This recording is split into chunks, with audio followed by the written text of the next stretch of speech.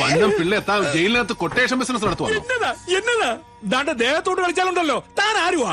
അയ്യോ, ഇവിടെ കൊണ്ടുവന്ന് മുന്നിൽ നിർത്തിയിട്ട് നിനക്ക് കാര്യം മനസ്സിലായില്ല അല്ലയോടാ? നിന്റെ വനിതാ ജയിലിലെ ഭരണം ഇന്നത്തോടെ തീരുവാ. തടവുകാരികൾക്ക് പൈസ കൊടുത്ത് കൊലപാതകം അറിയുകയും ചെയ്യുന്നു.